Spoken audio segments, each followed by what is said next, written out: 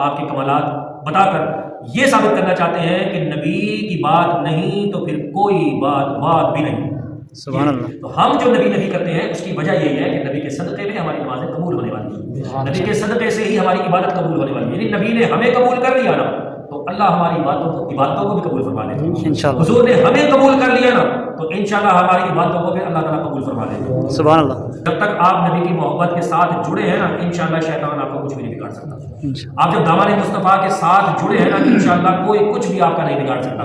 زیادہ سے زیادہ آپ کو قتل کر دیا جائے گا، زیادہ سے زیادہ آپ کو قید کر دیا جائے گا، زیادہ سے زیادہ نبی کے نام لینے کی وجہ سے آپ کو مار دیا جائے گا. تو یہی تو عاشق چاہتا ہے کہ نبی کے نام پر مر جائے. سبحان اللہ. کرو تیرے نام پہ جہاں فدا، نہ ایک جہاں دو جہاں فدا، دو جہاں سے بھی نہیں جی بھرا، کرو کیا کروڑوں جہاں نہیں. حضور صلی اللہ تعالیٰ علیہ وسلم کی وسیلہ سے دعا مانگنا اور دعا کرنا، خود نبی نے بھی اپنا بھی وسیلہ اور انبیاء کا بھی وسیلہ دے کر عمل کیا ہے. آج ہم اس کو بیان کریں گے.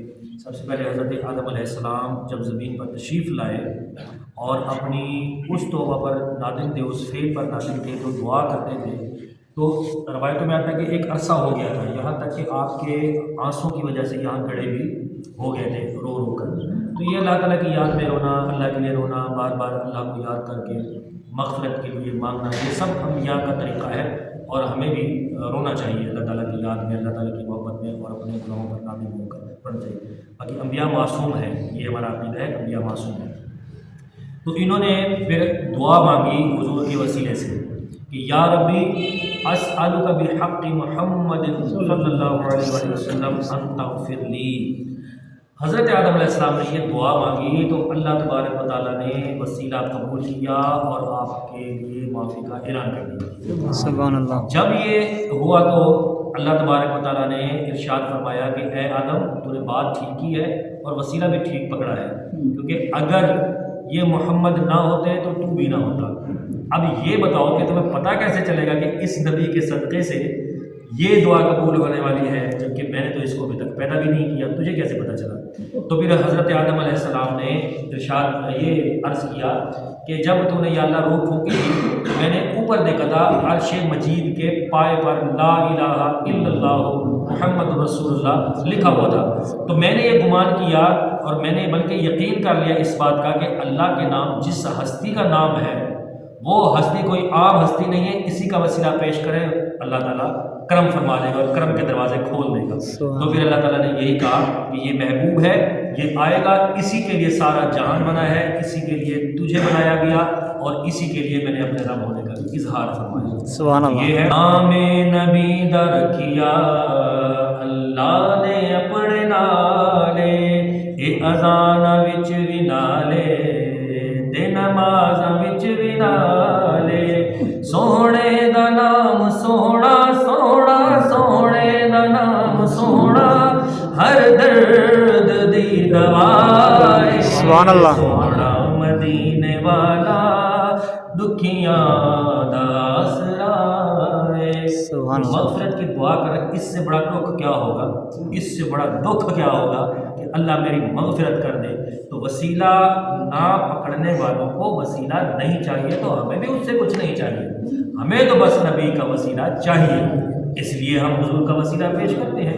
حضرت علی رضی اللہ تعالیٰ کی والدہ محترمہ حضرت فاطمہ بنت اسد رضی اللہ تعالیٰ عنہ کا جب انتقال ہوا تو حضور صلی اللہ تعالیٰ علیہ وسلم نے ان کے لیے قبر مبارک خود بنائی، لاحد بھی خود بنائی.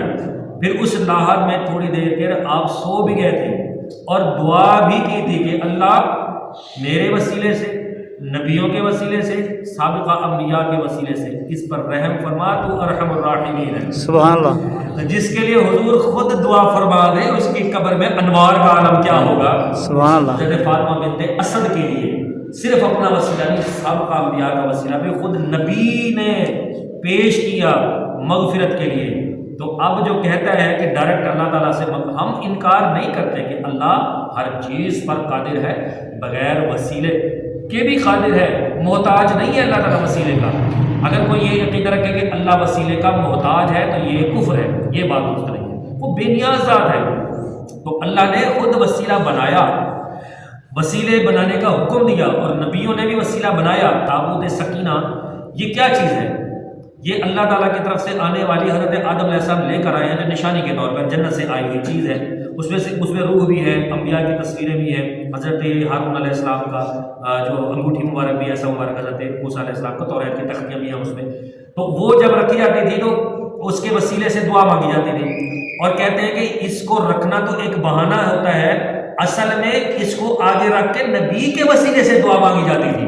پہلے بھی تابوت سکینہ کو رکھ کر نبی کے وسیلے سے دعا مانگتے تھے، پھر وہ دعا قبول ہوتی تھی، اور کہتے ہیں کہ یہ خود تابوت سکینہ بولتا تھا اور کہتا تھا کہ مجھے آگے رکھو، مجھ سے مشورہ لو، جو میں کہوں اس پر عمل کرو، جنگ جیت جاؤ گے۔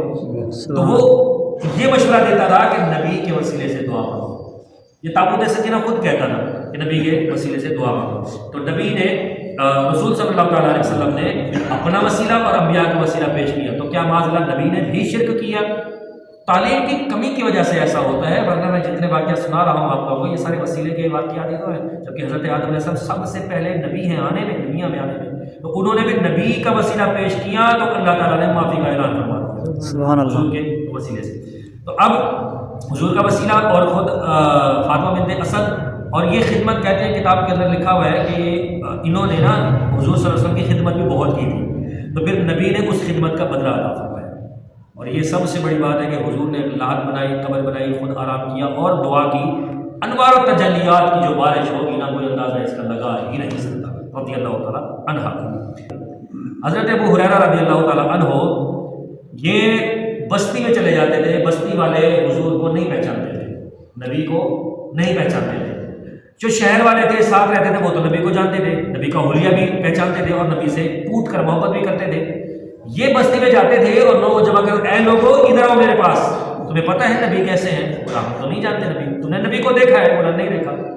تو یہ کیا کرتے؟ کچھ سنا دوں عشق کے بولوں میں اے رضا، آؤ میں تمہیں نبی کی باتیں سکھاؤں، آؤ میں تمہیں نبی کا حلیہ بتاؤں، آؤ میں تمہیں نبی کے معجزات بتاؤں، آؤ میں تمہیں نبی کے کمالات بتاؤں، آؤ میں تمہیں نبی کی عظمت بیان کروں۔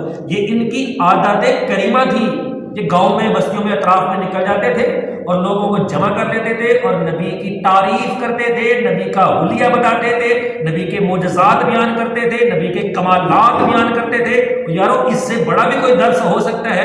نبی جو شریعت لے کر آئے ہیں وہ بیان کریں، نماز بیان کریں، روزہ بیان کریں، حج بیان کریں، عمرہ بیان کریں، روزے کے احکام بیان کریں، نماز کے احکام بیان کریں، آپ بیع و شرع کے احکام بیان کریں، جتنے بھی احکام ہیں شریعت کے وہ بیان کریں، یہ اپنی جگہ، لیکن نبی کے کمالات بیان کرنا یہ اپنی جگہ ہے۔ سبحان اللہ۔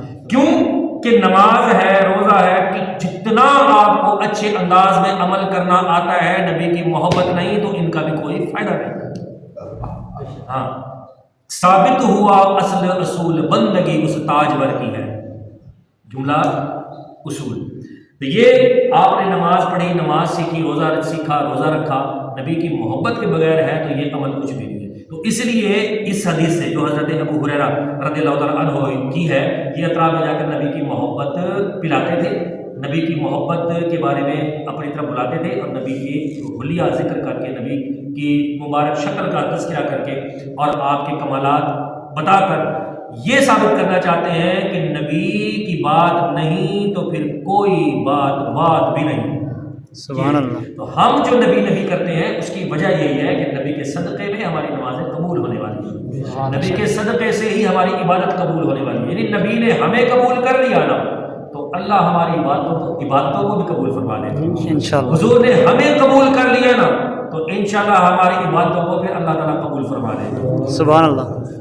دنیا والے جب آپ سے یہ کہیں گے کہ ادھر سگنیچر کرو کہ میں نبی کے بارے میں بیان نہیں کروں گا، پتہ اس وقت کیا ہوگا؟ پہلے ہی سے کمزور تھے آپ لوگ تو پہلے ہی سے کمزور تھے، محبت میں ناکام تھے، تو اب تو آپ سے سگنیچر کروائے جا رہے ہیں، آپ تو دھڑلے سے سگنیچر کر دیں گے۔ ایمان رہا یا نہ رہا، ہندوستان میں ابھی تک اتنا دور نہ جائے، ہماری نسلوں نے دیکھ لیا، جو آئی لو محمد بولتا ہے اس پر پرچہ کاٹ دیا جاتا ہے۔ کیوں جا رہے ہو دور؟ ابھی سے ہی حالات نگفتہ بے ہونا شروع ہو گئے ہیں۔ آئی لو محمد لکھنے پر، بولنے پر اور نعرہ لگانے پر FIR ہے وہاں پر۔ تو یہ پاکستان کتنا دور ہے، وہاں یہودی لابی مشرکین، آج ہم نے آیت جمعہ میں پڑھی تھی وہ یہی تو تھی، مشرکین کافر یہودی اور نصرانی یہ چاہتے ہی نہیں ہے کہ تم نبی سے پیار کرو، وہ جلتے ہیں ہم سے، وہ کہتے ہیں کہ ہم ہی اللہ تعالیٰ کی ساری نعمتیں اور برکتیں اور رحمتیں سمیٹیں، ان کو کچھ نہ ملے، پھر ان کو جب کچھ نہیں ملتا تو یہ ہم پر ظلم کرتے ہیں اور ہم سے محبت مصطفیٰ نکالتے ہیں اور یہ زیادتی کرتے ہیں۔ اب خود تو ڈائریکٹ نہیں کر سکتے، پھر مسلمانوں کو ہائر کر لیا، طاقتور لوگوں کو، طاقتور طبقوں کو اور پیسے والے طبقوں کو ہائر کر لیا، اور ان کے ذریعے سے ہم پر نبی کے نام لیووں پر، نبی کے نام لیوا افراد پر اور عاشقوں پر پرچے کاٹے جا رہے ہیں، جیلیں، قید۔ کبھی سنا تھا کہ نبی کے نام پر بھی کوئی گرفتار ہوگا، حضور کے ناموس پر بھی کوئی گرفتار ہوگا؟ تو یارو کوئی اہم بات ہے تو ایسا ہے، سبحان اللہ، بڑی اہم بات ہے۔ یہ پوری پالیسی ہے، اسٹریٹجی ہے کہ آپ کے سینوں سے محبت رسول نکالیں گے، اور ہم جب تک زندہ ہیں ہم خود بھی قائم رہیں گے اور آپ کو بھی اس بات پر قائم رکھیں گے، درس دیتے رہیں گے، یہ چیزیں بتائیں گے، پھر زیادہ سے زیادہ اس پر ہمیں کون روکے گا؟ یہ میں نے حدیثیں بتائی، ہمارے اپنے ہی حملہ کرنے کا انداز، یہودی کا تو سیدھا سیدھا انداز ہے کہ نبی کا نام نہ لو، سیدھی بات، ہمارے کیا کہیں یہ حدیث کمزور ہے، اس کی روایت کمزور ہے۔ بھائی یہ بات یہ کوئی روایت کمزور نہیں ہے، کوئی حضور کے بارے میں بات کمزور نہیں ہے، اس کا عقیدہ کمزور ہے، کیونکہ وہ مشن پر تھا کہ آپ کے سینے سے روح محمدی کو نکالے، وہ مشن پورا ہو نہیں پا رہا، تو کوئی نہ کوئی تو پلان بنائے گا نا کمزور کرنے کے لیے، تو ہمارے مسلمان کمزور ہو گئے، پھر وہ ہم سے آگے سوال کرتے ہیں بھی کمزور باتیں کرتے ہو۔ بھائی ہم کمزور کریں یا مضبوط کریں اس سے ہمیں کوئی غرض نہیں ہے، بس ہم بات کرتے ہیں نبی کی، ہم نبی کی بات کرتے ہیں۔ نبی کی بات کمزور ہو کیسے سکتی ہے؟ میں نے نبی کا نام لیا، میں نے نبی کا نام چنا، یہ کمزور کیسے ہو سکتا ہے؟ میں نے نبی کی باتیں آپ کو سنائی، یہ کمزوری کیسے ہو سکتی ہے؟ میں نے نبی کے معجزات آپ کو بیان کیے، یہ کمزوری کیسے ہو سکتی ہے؟ تو یہ کوئی کمزوری نہیں ہوتی، یہ ایمان کی کمزوری ہوتی ہے جو لوگوں کو بہکا رہی ہوتی ہے کہ وہ گواہی بھی دے رہا ہوتا ہے میرا ایمان کمزور ہے، لہٰذا میں تمہارا ایمان بھی کمزور کرنا چاہتا ہوں۔ جب تک آپ نبی کی محبت کے ساتھ جڑے ہیں نا، انشاءاللہ شیطان آپ کو کچھ بھی نہیں بگاڑ سکتا۔ آپ جب دامن مصطفیٰ کے ساتھ جڑے ہیں نا، انشاءاللہ کوئی کچھ بھی آپ کا نہیں بگاڑ سکتا۔ زیادہ سے زیادہ آپ کو قتل کر دیا جائے گا، زیادہ سے زیادہ آپ کو قید کر دیا جائے گا، زیادہ سے زیادہ نبی کے نام لینے کی وجہ سے آپ کو مار دیا جائے گا۔ تو یہی تو عاشق چاہتا ہے کہ نبی کے نام پر مر جاؤں، سبحان اللہ، کرو تیرے نام پہ جاں فدا، نہ ایک جہاں دو جہاں فدا، دو جہاں سے بھی نہیں جی بھرا، کروں کیا کروڑوں جہاں نہیں۔